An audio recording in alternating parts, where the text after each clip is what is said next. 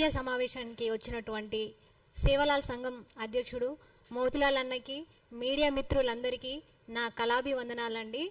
మీరు చూస్తున్నారు, చాలా రోజుల నుంచి మంగ్లీ గురించి ట్రోల్ చేస్తున్నారు.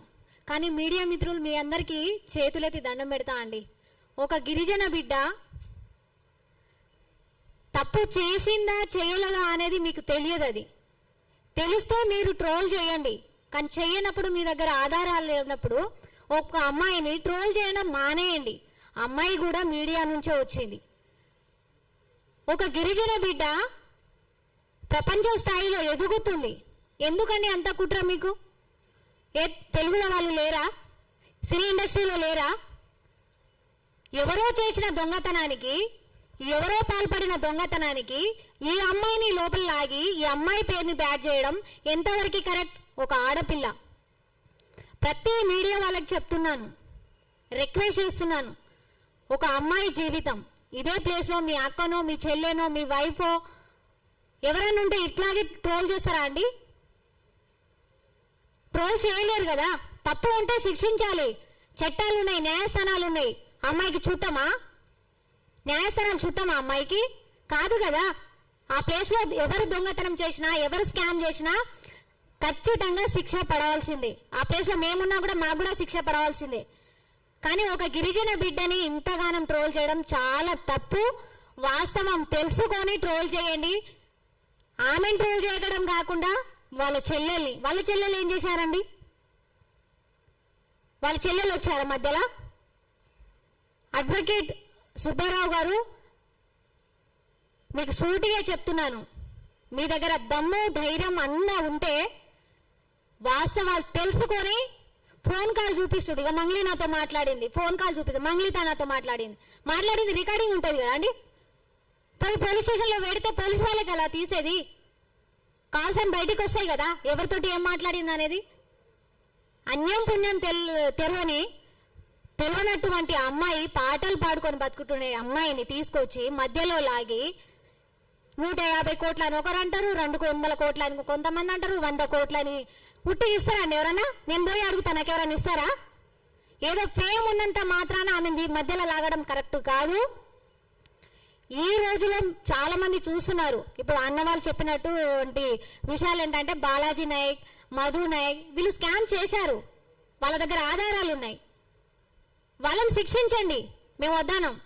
మా జాతి బిడ్డలు ఎందుకు శిక్షిస్తారా అని మేమేం క్వశ్చన్ చేయట్లేం కదా. తప్ప ఎవరన్నా, నేరమే, ఎవరినైనా శిక్షించాల్సిందే. కానీ చేయనటువంటి అమ్మాయిని తీసుకొచ్చి మధ్యలో లాగి వాళ్ళ ఫ్యామిలీని బ్లేమ్ చేయడం, అమ్మాయిని లాగడం, ఆ అమ్మాయిని నేమ్ని ఖరాబ్ చేస్తున్నారు. మీ దగ్గర ఏం ఆధారాలు లేకుండా మీరు ట్రోల్ చేయకండి దయచేసి.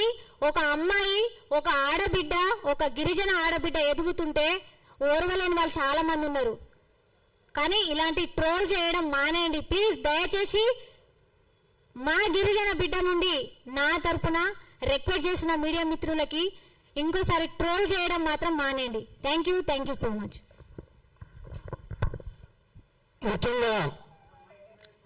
ముఖ్యంగా మనం గమనించాల్సింది, హేమకాంత్ రెడ్డి పెద్ద దొంగ.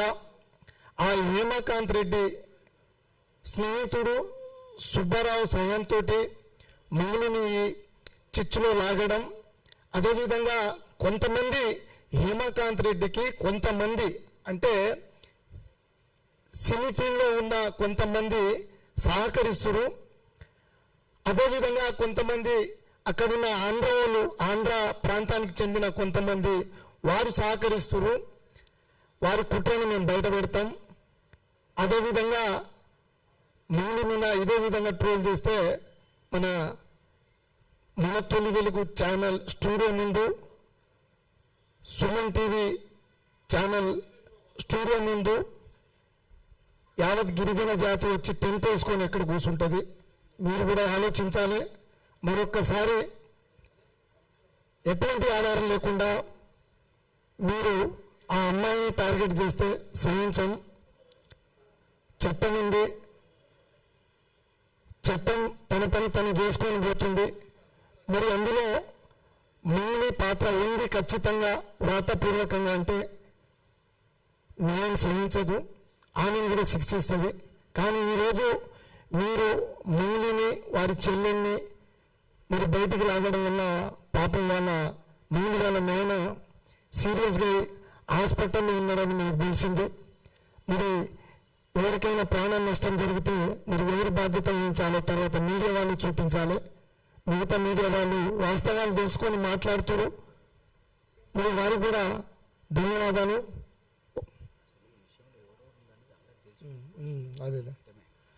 అదే వాస్తవాలు తెలుసుకొని కొంత మీడియా మిత్రులు కూడా చెప్తారు. మరి ఈ స్కామ్లో కానీ ఈ జరుగుతున్న ఈ తప్పుడు ప్రచారంలో ఎవరెవరి పాత్ర ఉందనేది పోలీసు వారు కూడా గ్రహించారు, వారు కూడా తెలుసుకున్నారు. కాబట్టి మంగిలి కుటుంబానికి గిరిజన జాతి అండగా ఉంటుంది. జై సేవలాల్. మిత్రులారా, ఒక్క విషయం ఏంటంటే ఈ స్కాము 6 నెలల క్రితమే బయటపడింది. ఇది క్లియర్ కట్. 6 నెలల క్రితమే సుమారుగా 800 నుంచి 1000 కోట్ల స్కామ్ ఇది. అందులో 2 దొంగలు పట్టుబడ్డారు. ఒకరు బాలాజీ నాయక్ ఫస్ట్ అరెస్ట్ అయ్యిండు, సెకండ్ ఎవరు మధునాయక్, రామావతి మధునాయక్. ఇద్దరు కూడా చిన్నాయన పేదనాయన పిల్లలు. వీళ్ళు ఒకటే ఫ్యామిలీకి సంబంధించిన వాళ్ళు. వీళ్ళది ఒదిపట్ల పలువుతండ పెద్ద అడిచెల్లపల్లి మండలం. ఇది అక్కడ బాధితులంతా పోలీసులను ఆశ్రయించడం, పోలీసు వాళ్ళు వాళ్ళు ఎమ్మడిపడి నల్లగొండ సిసిఎస్ వాళ్ళు వీళ్ళని వేసుకొని పోవడం. ఆ మోనికా మేడం చాలా DSP Devarakonda DSP Monica madam విషయంలో పర్సనల్ ఇంట్రెస్ట్ తీసుకొని వాళ్ళని అరెస్ట్ చేయడం, వాళ్ళ ఇంట్రాగేషన్ అయిపోయింది. దీని వెనక ఎవరెవరు ఏందనేది ఇదివరకే తెలిసిపోయింది. అసలు వాళ్ళ మీద కేసులు కూడా నమోదైనాయి. మీరు Angadipeta police station, Gudipalli police station phone చేసి కనుక్కుంటే ఇప్పుడు మీకు అక్కడ క్లియర్ వీళ్ళ వివరాలను తెలుస్తాయి. ఆల్రెడీ వీళ్ళు ఎవరెవరు అందులో దొంగలు ఉన్నారు, ఈ స్కామ్లో ఎవరెవరు ఉండనేది టోటల్ క్లియర్గా బయటపడ్డది. కానీ ఇప్పుడు 6 నెలల తర్వాత ఈ మంగళి పేరుని ఇప్పుడు ఎందుకు తీసుకొచ్చారు అనేది ఎవరికి అంతుపట్టిన విషయం. కానీ ఇందులో పెద్ద కుట్ర దాగింది. ఆ కుట్ర దాగింది ఖచ్చితంగా గిరిజన సంఘం బయటికి లాగుతుంది. వాళ్ళ భర్త